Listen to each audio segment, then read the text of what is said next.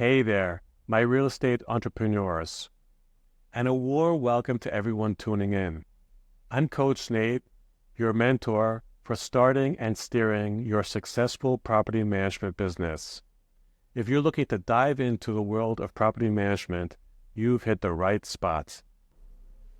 In today's deep dive, we'll uncover 3 compelling reasons why property management could be your golden ticket to entrepreneurial success, and 3 reasons that might make you reconsider.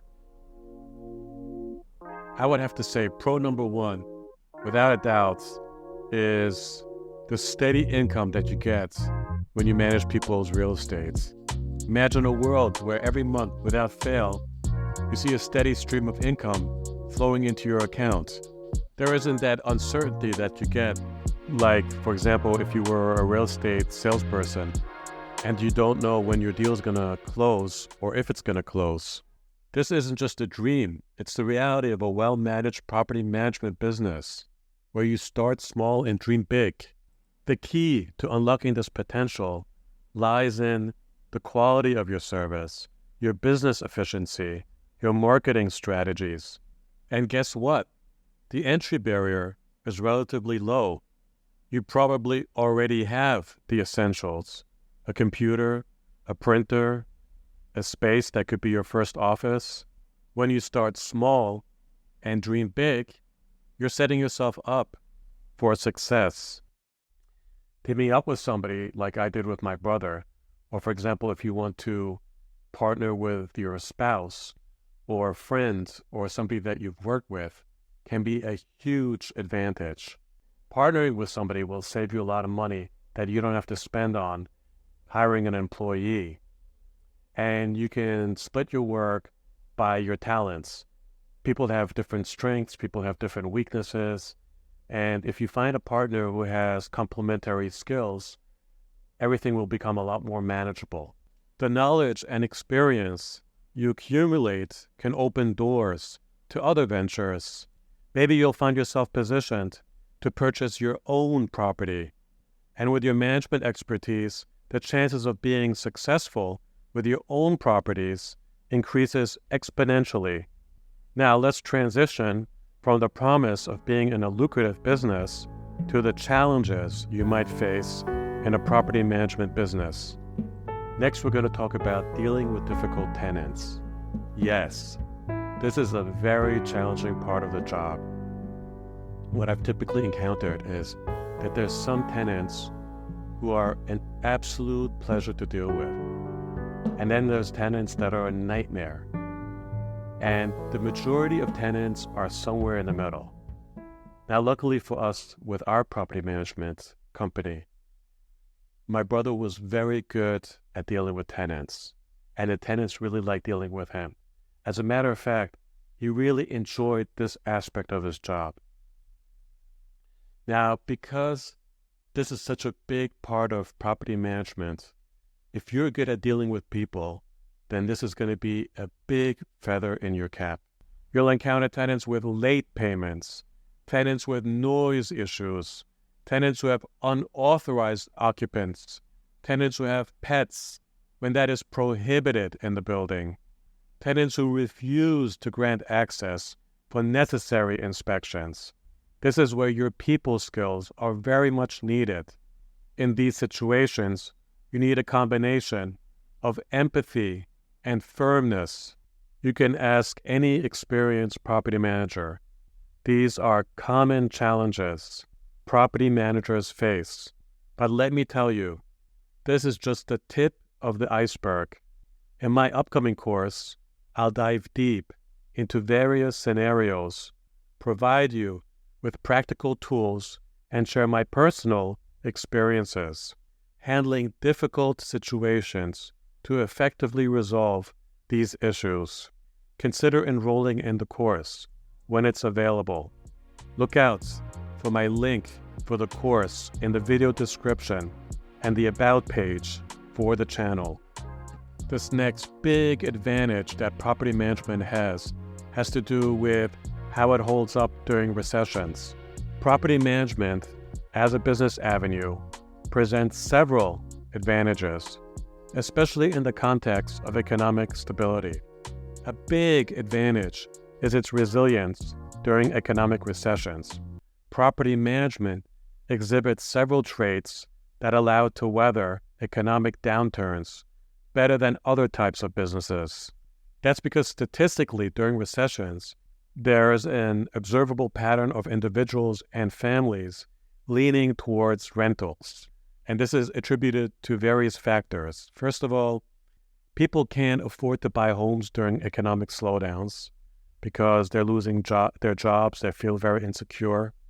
And homeowners don't want to sell their house because they don't want to lose money. So as a result, people get roommates or they move in with their parents. So property management companies often experience a surge in demand. Property managers often find themselves in an advantageous position because of the consistent need for housing and commercial spaces. Now, even though we're talking here about the advantages of owning a property management business, as far as a property management job, I always noticed that in my circle of friends, the people that had jobs like in marketing, graphic design, sometimes technology, the kind of professions where when there's economic expansion, the companies kind of ramp up and start to hire these positions. When there's a recession, they start to lay these positions off. Property management is not like that. Property management, even, it's not a guarantee. There's no guarantees anywhere in life. But I noticed that in property management, there's always a need for people to rent, even more so during recessions for the reasons that I've stated. So there's much more stability. And that's the same when you own a property management company. Another thing I also noticed is that a lot of companies, when they like to hire younger people for the professions, like especially in technology, where they often replace the older workers with younger workers that just cost less and are fresh out of school. I did not notice this happening in property management. It's a good feeling when you're in property management and the demand is always there because people always need to rent and have a place to live. That's an advantage. Next, we're going to talk about a disadvantage, which has to do with heating system emergencies. Next, we're going to talk about something that every property manager dreads: heating season. We're going to delve into an important aspect of property management, especially relevant for those operating in colder climates, handling heating season emergencies. It's a topic that demands both our attention and preparation. Now, imagine it's the middle of winter. Your tenants are relying on their heating systems to keep their homes warm and comfortable. But what happens when a heating system fails? This scenario isn't just a discomfort. It's a significant challenge that requires immediate and effective response. In many regions, maintaining a functional heating system is not only a matter of tenant satisfaction, but also a legal obligation. The reason why this is so stressful, especially here in New York, is because during the heating seasons, the landlords by law are required to maintain the temperatures of the building, inside the buildings, at a certain temperature. And when the temperatures start to drop, a lot of times this is when the heating systems start to have problems at the beginning of the season. So all of a sudden you start to get a lot of calls from tenants complaining about no heat. And when you get these calls, usually in the morning, some of the tenants will call the city agencies first before they even call you, or they might not even call you. They might just call the city agencies. And then you start to get warnings from the city agencies, and then you're at a mad rush to try to solve the issue. If you can't solve the issue, then you might get a violation, and these violations are usually very hard to cure. This becomes a very, very stressful time period during the year. I can't stress enough how important it is to have a plumbing and heating company that's reliable when the temperatures start to drop. This is not the time when you want to research and find a company. You got to have somebody available that you know is reliable. Now, the problem is that when the temperatures start to drop, all the other buildings in your area will also have problems with their heating systems. So these plumbers become very, very busy and resources start to become very tight. So you want to have somebody available, or preferably more than one company available that you know that is reliable. Very, very important. Proactive strategies are equally crucial. Regular maintenance checks and timely system upgrades can greatly reduce the likelihood of heating failures. So if you know that you live in an area where the temperatures are going to drop during heating season, and you know that that's what's coming, it really pays to learn a little bit about your heating equipment. Start preparing before heating season starts. What I used to do is, right before heating season starts, I used to look at all the invoices for the previous years, and I used to look at all the different things that went wrong during heating seasons, all the parts of the boiler systems that would break down. And then I'd go to the plumbing company and I'd say, listen, we've had these problems last year. Could you check up on these parts? Is there anything that needs to get replaced? Sometimes they would be able to make those updates before heating season. This would help sometimes. Not always, but a lot of times. Okay, next up, we're going to talk about regulations and why this is actually a pro. When I first started working in property management, I could not believe the amount of regulations that landlords had to abide by. Navigating the ever-changing regulations might feel like a daunting task for landlords, but for a property manager with the right guidance, it's a golden opportunity. Think about it. Every time a new rule emerges, a DIY landlord might get overwhelmed, but you, with the right knowledge and expertise, you become their go-to.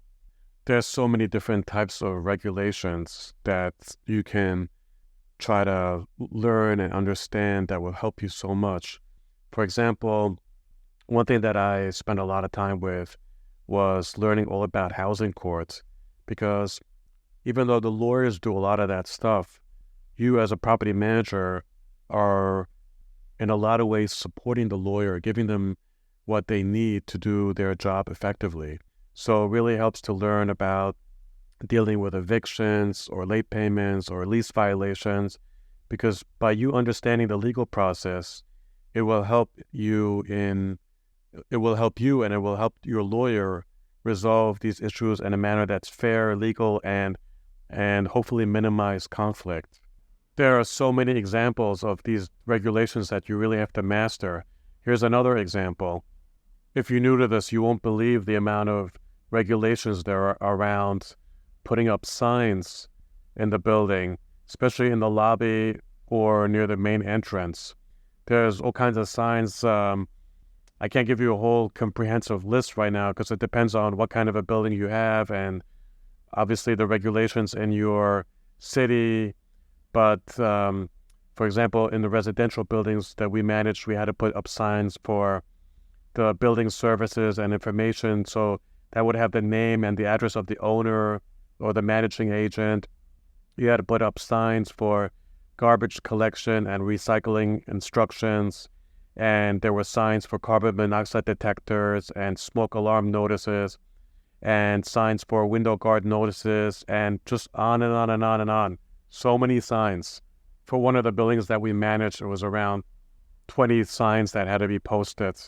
There's all kinds of violations and fines that you get if you don't put them up. And of course, you get increased liability in case there is any accidents. I just want to add that there's a certain pride that comes with learning all these regulations and knowing them better and better, and also being able to inform the building owners about these regulations so that they're always compliant. Just imagine the sense of accomplishment and the trust you'll build when potential clients know you're on top of all the legal intricacies.